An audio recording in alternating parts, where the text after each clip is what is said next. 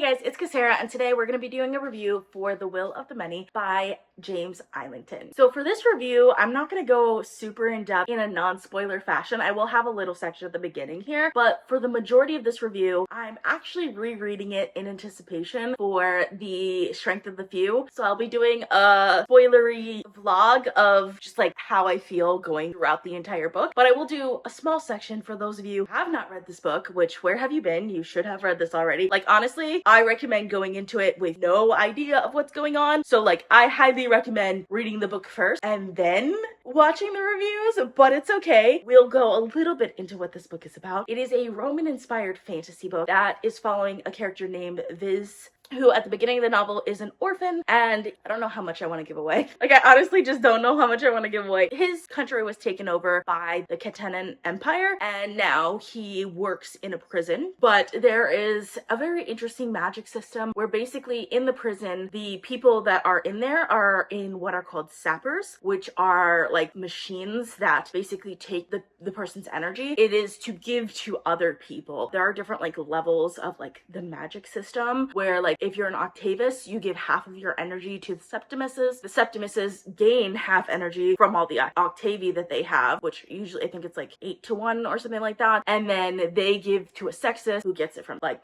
7 different Septimuses, so on and so forth, up to Quintus, Quartus, Tertius. You get the idea, right? Well, he is kind of discovered by a Magnus Quintus who adopts him at the very beginning of the book. He is taken to this school because this is kind of a dark academia, but also high fantasy novel. And there are just so many plot lines, like I can't even explain all of the different plot lines here, but this is just so well done. I loved all of the characters in this book. Like all of them feel like real people. Some of them are morally ambiguous in the best way, but like our main character, you can't help but love him because he does stupid things sometimes, but like for the best reasons possible. Plot, like I said, there are so many different like subplot lines that even when one of the plot lines slows down, one of the other plot lines speeds up, so that there's always something to keep your attention. As for world building, this is one of the most interesting worlds that I've seen in a long time. If I'm being honest, there's not a whole lot of magic that we get to see in this book because he spends all of his time at the school where they're not allowed to do magic. But despite that, we get to see a lot of the consequences of the magic and a lot of like I almost want to say like technologies that this magic created, which is incredibly interesting. And then we also get to see like other characters that use magic that are like full adults, which is a lot of fun. And like this is one of those worlds that's just so well written that you just feel completely immersed in the world while you're reading the book. So the world building is absolutely fantastic. Lastly is writing style, and I have absolutely no complaints. I love everything about the way this book was written. So one of my new favorite books of all time, absolutely a 5-star, and highly recommend if you have not read it to go ahead and pick this one up. For those of you who have read it though, now we're gonna go into my full spoiler vlog of this book. Also, let me know in the comments your thoughts on this book because I would love to chat with you about it. So why are we so obsessed with magic schools that teach you how to fight? Because like, when's the last time you went to school and learned how to fight? I feel like this is not realistic. And yet, all of the books that I end up falling in love with have magic schools that teach you how to fight. Not all of them, but a lot of them do. The Will of the Many is no exception to that. Of course, today is Tuesday, which The Strength of the Few is coming out today. So of course, I waited to the last possible second to start my reread of The Will of the Many in anticipation of The Strength of the Few. I started my reread yesterday, and I have to say, this book has the best first chapter that I've read in a long time, which is saying something. I think just like the amount of world building that we get in the beginning without any info dumping whatsoever. Like there's a little bit of an info dump like in chapter 2, but like it's so relevant to what's going on with the story at the time that it doesn't feel like an info dump. But then we get into the world so quickly and understand it so completely so quickly, which I love that about it. But also like it's very exciting because we meet this character and he's interesting, but also like we find out like where he's working and we understand like his backstory, which is so interesting, but also like where he's working is really interesting and very relevant to the world building, which is why we get so much world building so quickly. But then not only do we see where he's working, but then he goes and does an underground naked fight, which there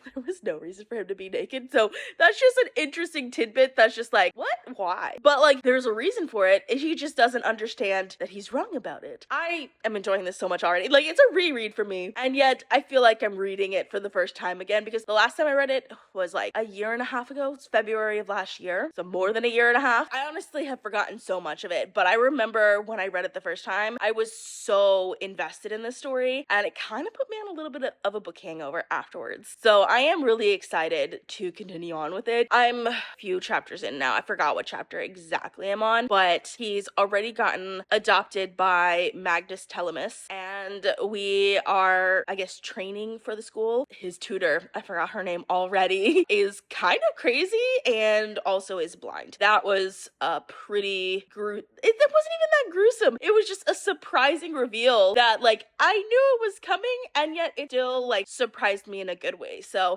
far, this book is really well written, and I'm really excited to continue on with it. Look at what just showed up at my door. I'm so excited to get to it. It is gorgeous. I love this cover so much. I think it's like the purple background just like really works for me. And of course, it has the purple sprayed edges, which I am loving. I've literally just started my reread of The Will of the Many though, so I still have this so many pages before it's time for The Strength of the Few, but I'm still really excited for it.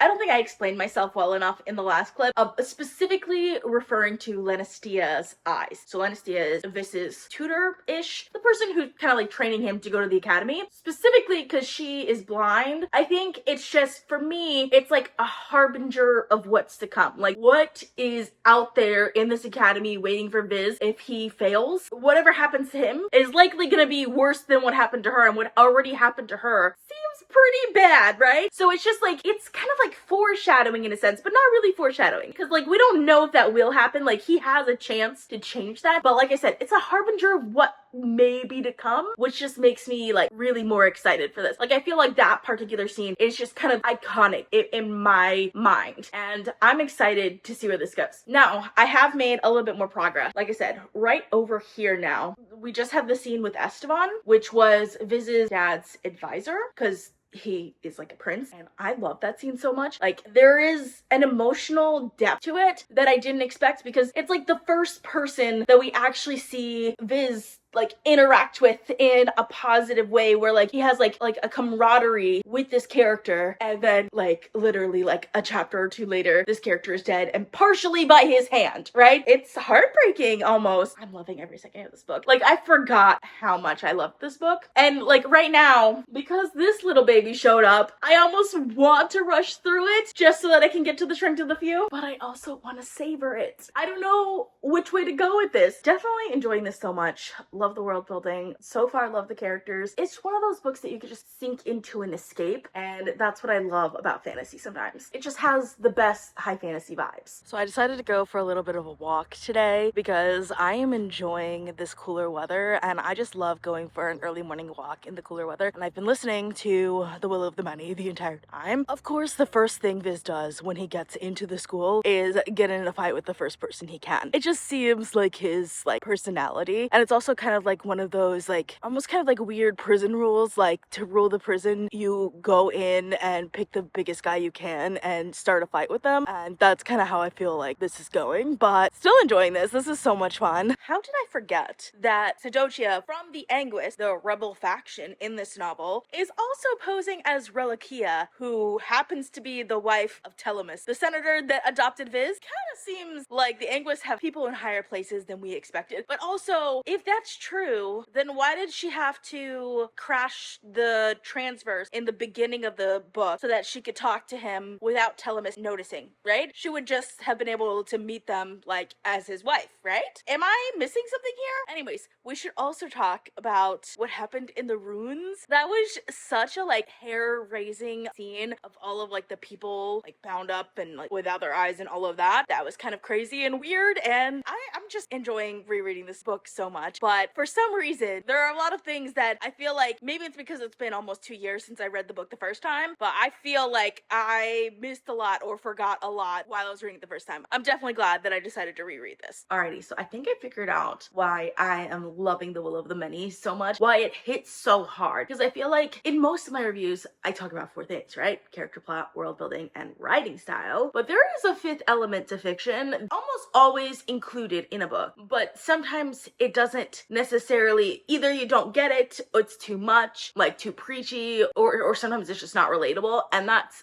theme. Theme is one of those things that I feel like it takes books from good books, books that you enjoy, to books that like change your life, books that stick with you in the long term, and that's what I'm getting from this book. At first, I kind of really hated the Anguists, and in respect to that, Reliquia, because like they're killing innocent people, right? Like, and like it's such a normal thing to have like a rebellion, but then this line just hit me so hard just now. It's so relatable, like even like to the current political situation, to just political situations in general. I think part of it is this is a Roman inspired fantasy book, so the Romans were kind of considered like one of the first democracies, kind of like a democratic issue in a way. Let me read the line for you. They know the system is wrong and they choose not to speak up or act because they ultimately hope that in their silence they will gain, or at the very least not have to give more than they have already given. They are driven by myopic self-interest and greed just as much as the senators and the knights. The decision may have been made by the few, but it's the will of the many that killed your family. She's specifically talking to Diago, country kid, and taking over because they just found out like that they're going to Sis, which is the island that he grew up on. But oh my gosh, like that line, when I heard it, one, it's also a titular line, right? It has the titles of both The Will of the Many and The Strength of You in the line, so you could see like what this book, this series really is about.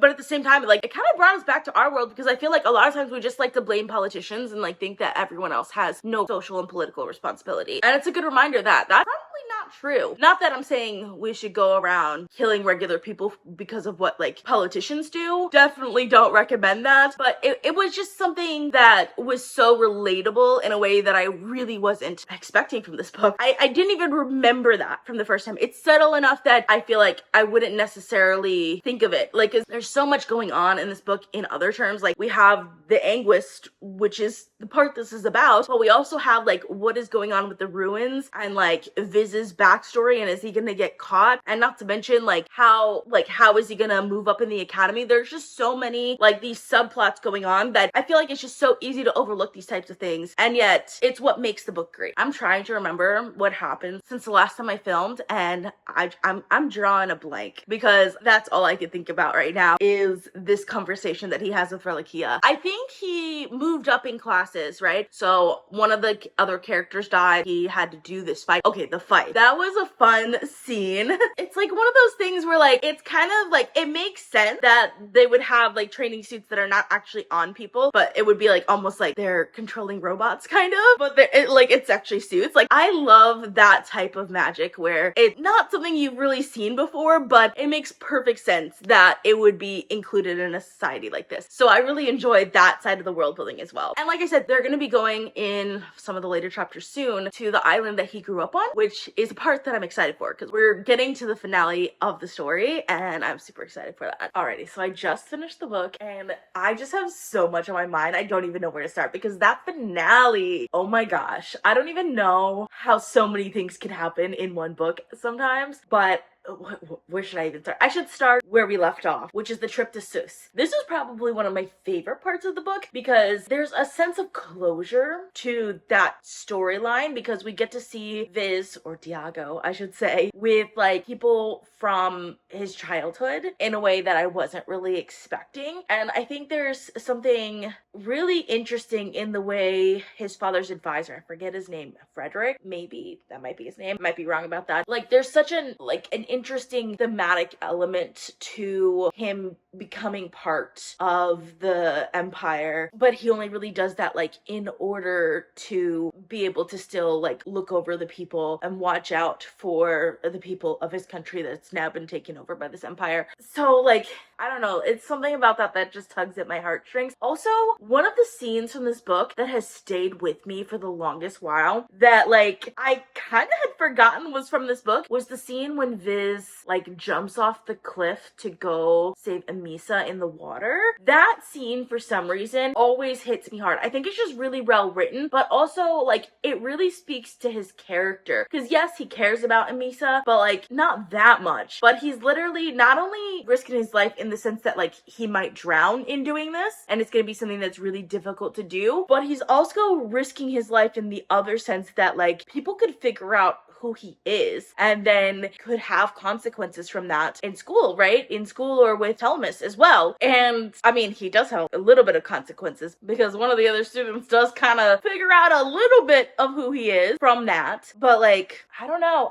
that's always stuck with me, like just the image of that scene. And I had kind of forgotten what book it was from until we like got to Sus, and then I remembered the scene. I was just like, oh yeah, that's like one of my favorite scenes of like, just like of all the books that I have read, it's one of my favorite scenes, and like it's in this book and I had forgotten that. So it was just fun to like reread that scene again. Now I do want to get to the whole finale part because there's just so much that happens in this finale. Not only is it the competition for see who's gonna be like Domitor, which is interesting, but there's also the whole thing that happens in the ruins and Belly's death. Oh my gosh, like that was super gruesome. And then just like him getting out of that, after doing that, realizing that, oh, they're actually being attacked and all of the safety team has been killed. That was so sad. Calidus's death was probably the most emotional part of this book for me because like you could see like one, I feel like Viz and Calidus actually became like true friends. Like you could tell that they were like truly friends. Like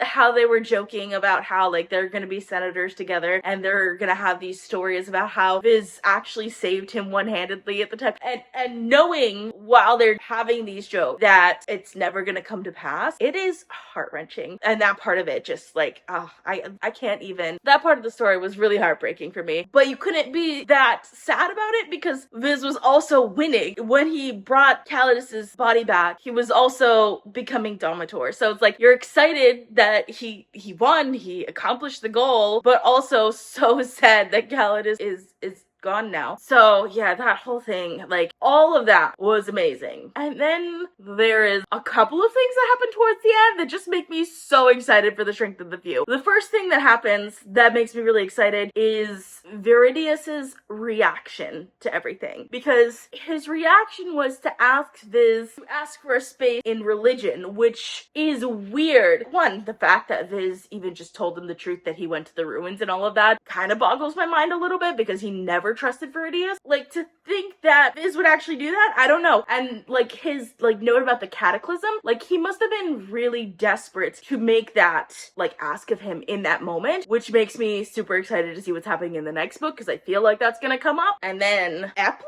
I guess it's an epilogue where we get that scene with Viz with his arm, with like the words on his arm, but then we also get the scene after that with Viz meeting Kesara, who is the brother who's supposed to be dead, and it looks like they're going to use the arm as a way to send messages to the other Viz because there are now two of them. I don't know how I missed that little detail when I read it the first time. I feel like in the next book, this has to be done in an interesting way. So absolutely love this. Definitely one of my new favorite books of all time. Like this is probably one of my favorite books that I've read in the last, maybe not 5 years, but the last 3 years probably. Absolutely fantastic. Enjoyed this so much and cannot wait to see how this series continues. If you've read this book, let me know down in the comments what you thought of it because I'd love to hear your thoughts on it as well. So that's all I have for you. If you like this video, please give it a big thumbs up to support my channel. Thank you guys so much for watching and I'll see you guys next time. Bye.